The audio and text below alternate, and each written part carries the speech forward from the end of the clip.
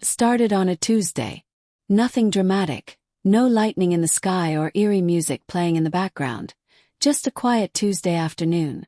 I had gone out to run a few errands, stopped by the grocery store, even grabbed my favorite coffee on the way home, completely unaware that I was walking back into something that would flip my world upside down. I opened the front door to my own house and something felt off. You know that feeling in your gut when something's not quite right.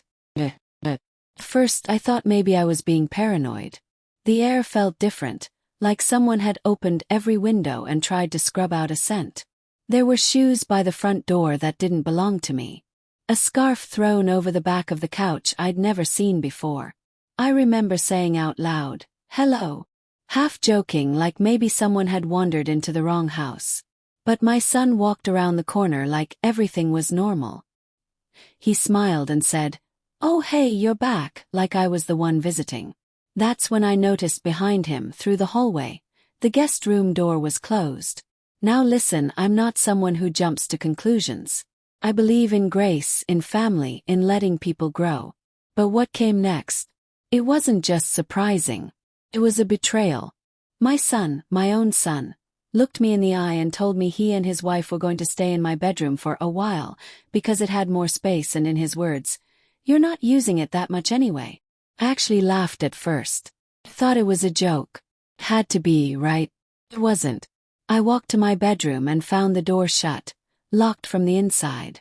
My photos were off the walls. My nightstand cleared. My clothes boxed. And inside I could hear the low hum of a television, a woman laughing. His wife. Like this was just another ordinary day. I stood there, hand on the doorknob, trying to wrap my head around what was happening.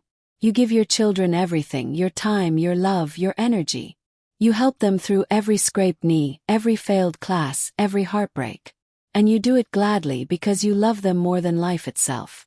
But in that moment, I realized he hadn't moved in with me for support. He had moved in to take over. And I want to be really clear here. This isn't about the room. It was never about the room. This was about the shift. The moment your child stops seeing you as a parent with a life and a voice and boundaries, and starts seeing you as a placeholder. Convenience. A resource to be used instead of a person to be respected. I slept in the guest room that night. I didn't say much. I brushed my teeth, climbed into that small lumpy bed, and stared at the ceiling, heart pounding. I kept asking myself, how did we get here? When did the scales tip? Was there a moment I missed? Something I should have said or done differently?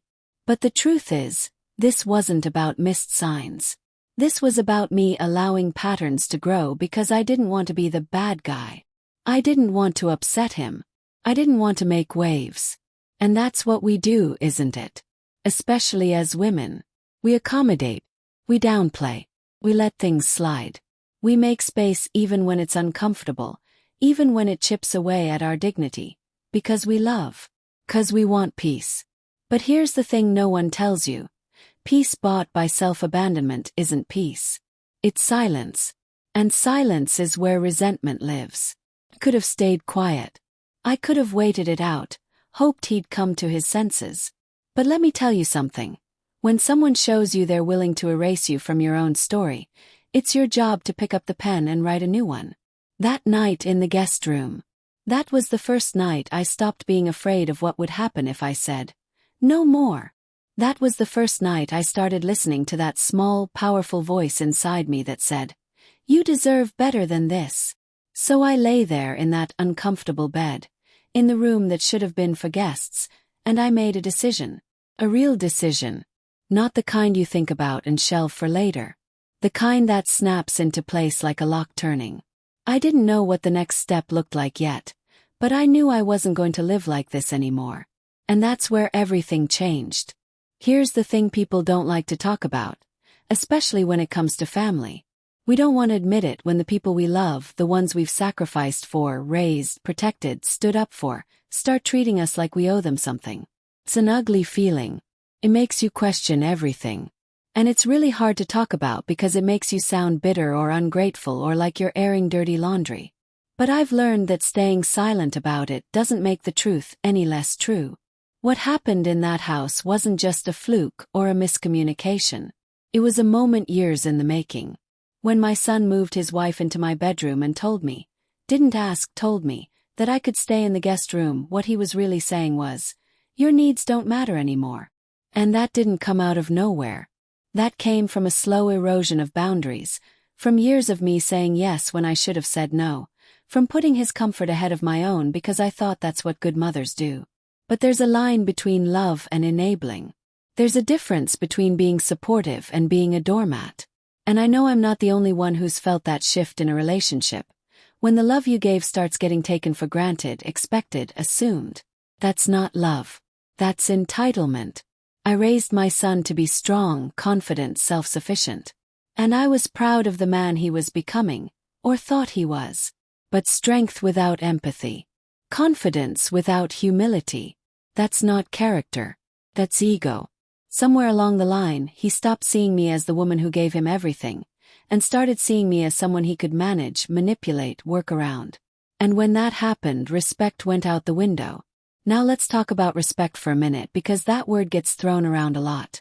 People think it means being polite or saying please and thank you, or not raising your voice. But real respect, it's deeper than that. Real respect means you recognize the other person as whole, as someone whose time matters, whose feelings count, whose space is sacred. Real respect is knowing that just because someone loves you doesn't mean you get to cross every line and expect them to smile while you do it. When my son locked me out of my own bedroom, it wasn't just disrespectful, it was dehumanizing. He didn't see me anymore. Not as a person, not as the homeowner, not even as his mother. I had become background noise in my own life. Fixture. Someone to tolerate. And when you start to feel invisible in the space you built, in the life you created, something inside you starts to crack. And here's the truth. Entitlement is contagious. The more you allow it, the bolder it becomes. His wife started acting like she owned the place too. Rearranging furniture. Making comments about how cozy the house was, like it had always been theirs. I would walk into a room and feel like a guest, like I needed to knock on my own kitchen counter before grabbing a glass of water. That is what happens when entitlement goes unchecked. It pushes you out of your own life. But I'll tell you what hurt the most. It wasn't just that he did it. It was that he didn't see anything wrong with it. No apology. No hesitation. Just this blank confidence, like it made perfect sense that they should be in my bed while I slept near the laundry room. And the more I pointed it out, the more I was made to feel like I was being dramatic, controlling, difficult. That's another thing entitlement does. It flips the story. Suddenly you're the problem for daring to speak up about the problem. I remember sitting on the edge of that guest bed, knees pressed together, hands clenched, feeling like a stranger in my own story. And I thought, if I don't draw a line now, it's going to keep getting worse. That's the danger of letting disrespect slide. It doesn't just stop on its own. Grows, spreads, and it teaches people how to treat you going forward. We teach people how to treat us. Through what we tolerate. Through what we excuse. Through the boundaries we reinforce, or the ones we let blur because we're afraid of conflict or being judged. But boundaries aren't walls. They're doors. And they let the right people in while keeping your dignity intact. I didn't want to push my son away. I didn't want to create division. But I couldn't keep allowing him to walk all over me in the name of family. Because family isn't an excuse for disrespect. Love doesn't mean giving someone permission to dismantle your sense of self. You can love someone and still tell them, no, this isn't okay. You can love someone and still choose to love yourself more in the moment they forget how.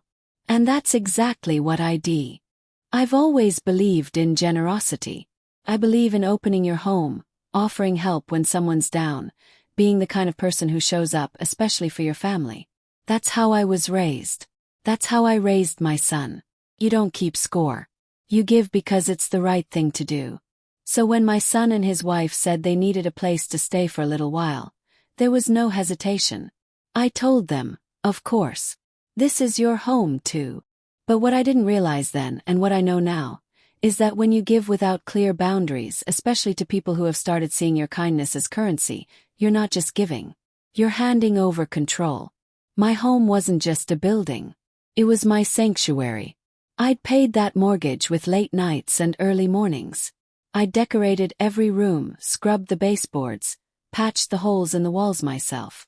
I'd hosted birthdays, cried through losses, danced in the kitchen by myself just because I could. That house was filled with my memories, my energy, my work. And yet, somehow, over time I became a guest in it. And worse, I was made to feel like I was in the way. Started slowly. First, they'd make comments about how they could fix up this or that. Rearranged furniture, changed out linens, added touches that made it clear they were settling in for the long haul. Then came the suggestions. Maybe I should start parking in the driveway instead of the garage to give them more space. Maybe I should consider meal prepping so we weren't bumping into each other in the kitchen. One day I came home and they had installed a smart lock on the front door, without asking me. Let me say that again. They put a lock on my door. My house. My rules. Apparently not anymore. I don't know what it is about people who start to feel comfortable in someone else's space, but comfort without respect turns into control. It's like they forget that being invited in doesn't mean they get to take over. And I don't mean this in a petty way. I'm not talking about someone leaving a dish in the sink or borrowing a blanket. I'm talking about rewriting the rules of a home they didn't build. I'm talking about taking over someone's sanctuary without asking permission, without showing an ounce of gratitude. I would walk into a room and feel this tightness in my chest. Like I didn't belong. Like I was intruding. It was this unspoken tension that built with every passing day. They were no longer acting like guests. They were acting like owners. And the worst part, I had let it happen. Piece by piece, I had handed over my space. Because I didn't want to cause friction. Because I told myself, it's temporary. Because I thought being a good mom meant constantly giving, even when it hurt. But here's what I've learned. Being generous doesn't mean erasing yourself. Being loving doesn't mean abandoning your own needs. At some point I had to stop and ask myself, what do I actually believe about my place in this world? Do I believe I deserve respect? Do I believe I deserve peace? Do I believe that after years of showing up for everyone else, I'm allowed to show up for myself? Because my home, my life, my rules, those aren't just words. That's a mindset. That's a declaration. And if you don't make that declaration for yourself, someone else will write the story for you. I wasn't asking for power. I wasn't demanding submission. I just wanted my home back. I wanted to feel like I could walk into my kitchen and breathe. I wanted to wake up in my own bed, not be told that I was more comfortable in the guest room when I hadn't been given a choice. I wanted to be treated like the woman who built that house with her own two hands, not like someone who was lucky to still be living there. And you know what? I realized something important. People don't change because you suffer silently. People don't suddenly wake up and give you respect because you hope for it. They change when you change. They adjust when you draw the line. And I had reached the point where kindness without boundaries had turned into self-betrayal. That's when I stopped explaining myself. I stopped justifying. I stopped waiting for someone else to hand me back the power I had given away. 'Cause no one hands it back. You take it. With one bold, clear, unapologetic decision. And that's the moment I knew. This wasn't just about reclaiming a bedroom. This was about reclaiming my voice, my worth, my authority. My house, my rules. There's always a moment. That moment when the scales tip. When something inside you snaps. Not out of rage but out of clarity. That moment when you realize, this is not working and it's not going to fix itself. For me it came on a Sunday morning. A quiet, sunny morning with coffee brewing and birds chirping, like the universe was trying to soften the blow of what was about to become a turning point in my life. I was walking down the hallway toward the kitchen when I heard laughter coming from my bedroom. My bedroom, where I hadn't slept in weeks. My son and his wife were in there, watching TV, joking like they were in a hotel suite on vacation. I stood outside the door for a moment, staring at it, and this wave of disbelief just washed over me. I wasn't even angry yet.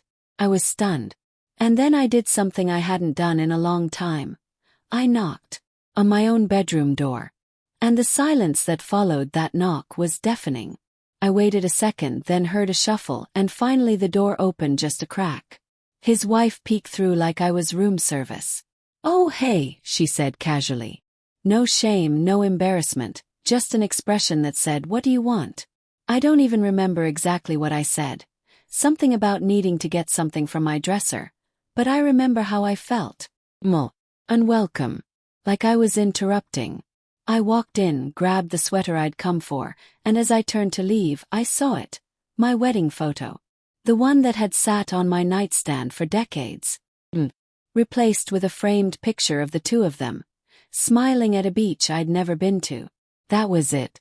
It wasn't about the picture. It wasn't even about the room anymore. It was about the erasure. The quiet, casual replacement of my presence. The way they'd taken over not just the space, but the narrative. Like this house had always been theirs. Like I was the one who'd been added later. I walked back to the guest room and shut the door behind me, and something clicked. Not in a dramatic movie scene kind of way. It wasn't loud. It was quiet. Clean. Final.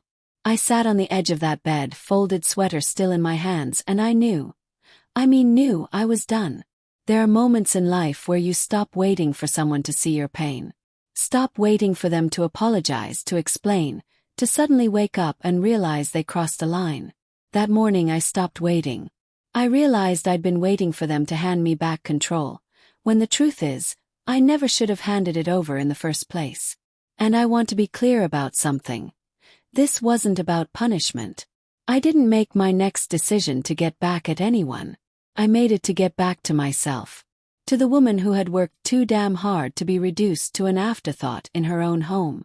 To the woman who knew what peace felt like and wasn't willing to barter it anymore. I started making phone calls that afternoon. Called a realtor. Called a friend. I didn't tell my son right away. Not because I was hiding it, but because I wasn't inviting a debate. This wasn't a conversation anymore. This was a conclusion. Sometimes the most powerful thing you can do is stop explaining. Stop justifying. Just act. There's a certain kind of strength that shows up when you've been pushed just far enough for just long enough. It's not loud. Doesn't yell. It doesn't beg. Just decides. And once you decide, you can't unknow what you know. You can't go back to playing small or hoping someone else will change. You stop asking for respect and start living like you already have it.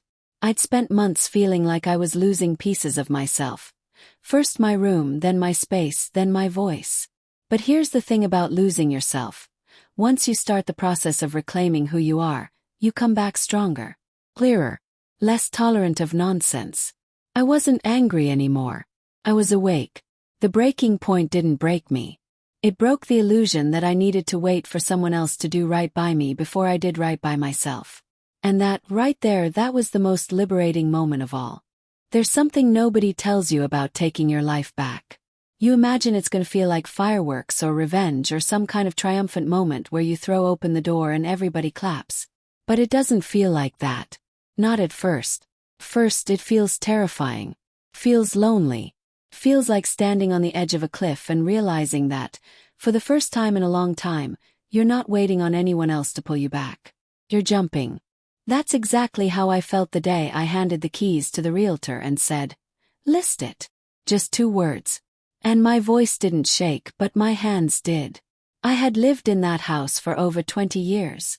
I had painted those walls, hung Christmas lights on that porch, pulled weeds in that garden with tears in my eyes after my husband passed. That house wasn't just drywall and carpet.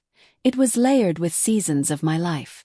But suddenly, none of that outweighed the reality that it no longer felt like mine. Letting go of the house wasn't just about selling property. It was about reclaiming my identity. It was the moment I stopped trying to convince anyone else to treat me better and decided to treat myself with the kind of dignity I was waiting for. When you give yourself permission to walk away from what no longer serves you, you don't just leave a situation, you return to yourself. I didn't tell my son right away. I didn't need to. He noticed when the for sale sign went up in the yard. He came stomping into the kitchen like he'd just discovered some massive betrayal. "What is this?" he asked, pointing out the window like I'd done something outrageous.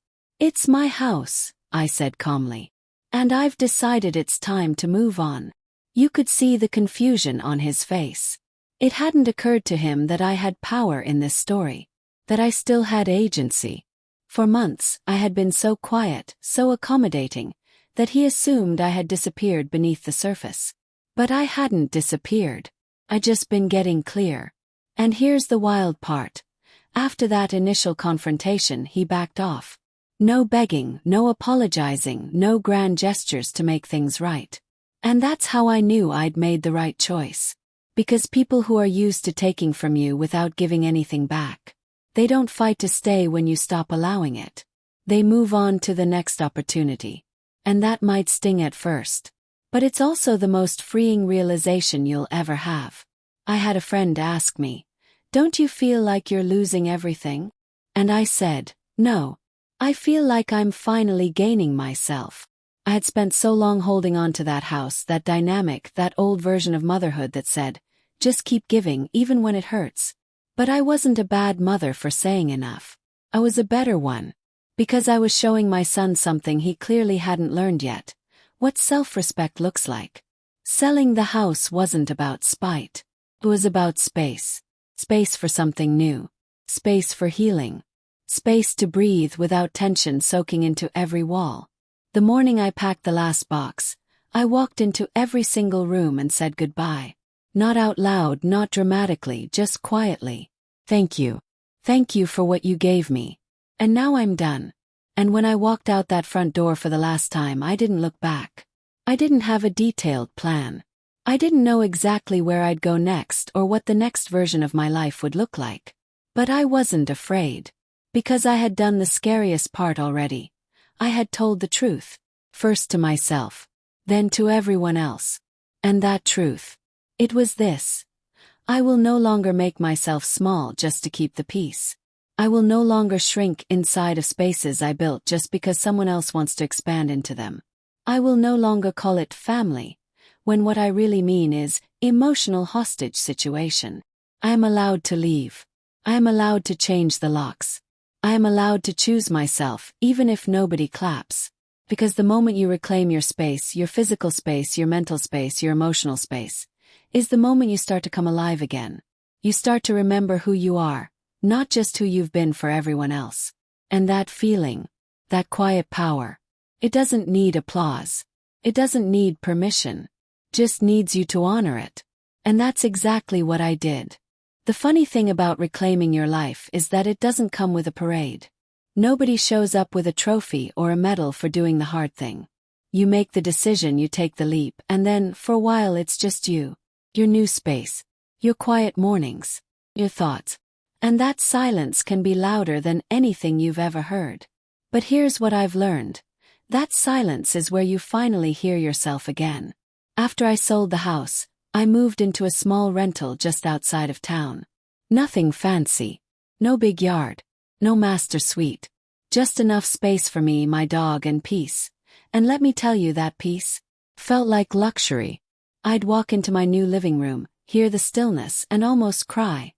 Not because I missed the old life, but because I didn't realize how heavy it had gotten to carry something that wasn't mine anymore.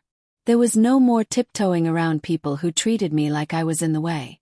No more pretending I didn't hear the passive-aggressive comments. No more adjusting my tone, my schedule, my energy to make other people more comfortable in a home I paid for. I could cook dinner at 9 p.m. if I wanted. I could leave laundry in the dryer overnight without someone sighing about it. I could leave a book open on the couch and know it would still be there in the morning. It was mine. All of it. My space, my rhythm, my rules. And in that space, something unexpected happened. I stopped being angry. When I was in the middle of it all, sleeping in the guest room, watching my son and his wife take over every inch of my home, I felt so much anger. And rightfully so. But I didn't realize how much of that anger was being sustained by proximity, by being in the middle of it every day. Once I stepped out of that dynamic, the anger dissolved. Not because I excused what happened, but because I wasn't living in it anymore. I didn't need to keep that fire burning to protect myself. And with the anger gone, what I was left with was clarity. Pure, calm, solid clarity. I didn't just leave a house. I stepped into a new chapter of my life. One where I wasn't someone's backup plan. One where I didn't have to tolerate disrespect just because it came from someone I loved. I had spent years thinking that love meant enduring, sacrificing, biting my tongue.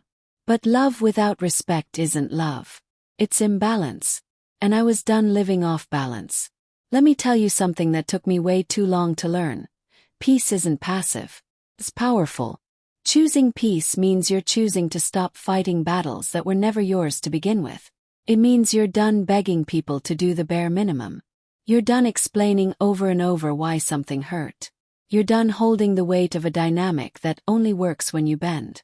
Peace is what happens when you finally stop contorting yourself just to make everyone else feel okay. And yes, there were hard days. Course there were. There were nights when I lay in bed wondering if I'd done the right thing. There were moments when I missed my son, not the version who treated me like I didn't matter, but the version I raised. The little boy who used to hold my hand in parking lots and ask for one more bedtime story. That's the part nobody talks about. You can mourn someone while still needing distance. You can love someone deeply and still say, I'm not going to let you hurt me anymore. That's what boundaries really are. They're not punishment. They're protection. For you. For your sanity, for your energy, for your future. And slowly, in that new space, I started to feel joy again. Not the loud kind. Not the party, vacation, popping champagne kind. I'm talking about the soft joy of waking up without dread. The joy of sipping your coffee and feeling proud. Not because everything's perfect, but because you finally stopped betraying yourself just to make things look that way. That kind of joy stays. Builds.